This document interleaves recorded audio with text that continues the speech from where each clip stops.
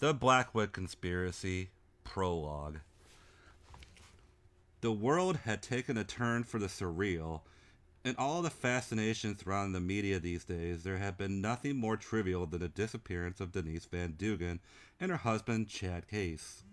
Some say it linked to the actual vanishing of the town of Blackwood, a town which mysteriously interchanged into a ghost town.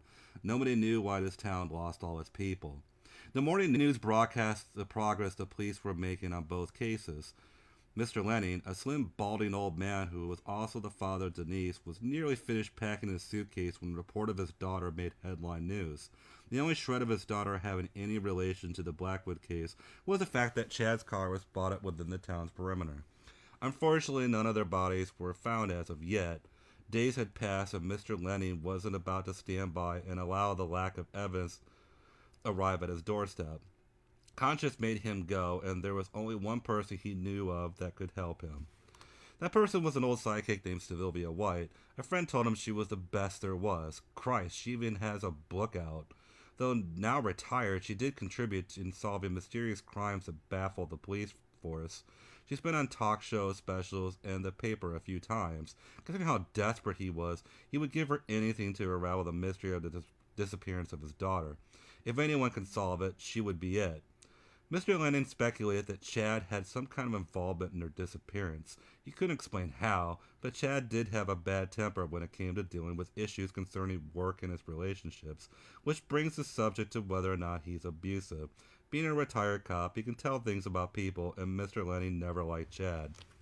One last thing was turning off the television set with the remote, carrying a suitcase, and heading out to his long trip on the road. It was time to find some answers. Hopefully Denise was still alive.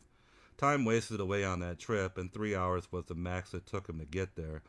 His car idled on the slow curb up the street, crackling the sand and gravel that blanketed much of the driveway. He parked just out Sylvia's small residential home with a two-car garage, hedgerows lining along her porch, brick built with white wood that framed around the house. From the outside, the house looked tidy, well-lived, and in some aspects wealthy-looking. She lived alone out in the country. To Mr. Lenning's guess, she did that to isolate herself from the public. He read somewhere that she was a hermit and also retired from her work. She closed herself from the public for over a year to this day. From how it sounds, she must have had some terrible experience that brought her to this rash decision. Facing the front door sparked chills down his back. Second thoughts punctured his nerves. Thoughts that made him wish he was still on that open road. What if the Sylvia doesn't cooperate? What then? Considering the circumstances, there really was only one way to find out.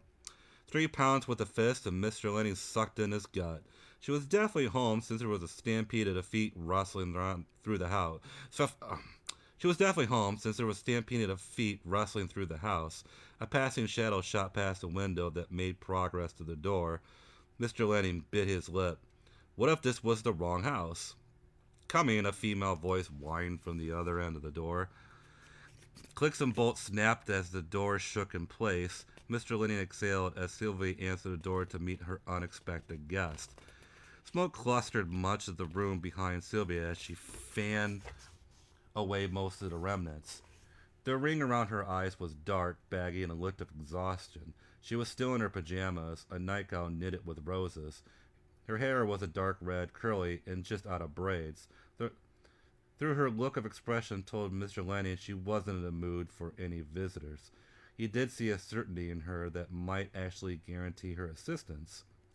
"Who the hell are you?" she asked rudely as she discarded her cigarette. "Hello, my name is Charles Lenning. Are you a Miss Sylvia White?" "Yes, if you want me to investigate something, Mr. Lenning, I'm closed."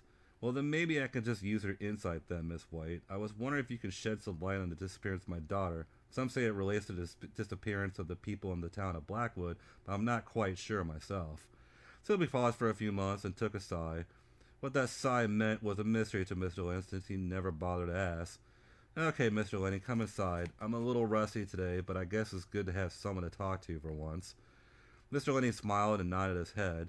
As he entered inside, Sylvia closed the door behind him. And that's the end of the prologue.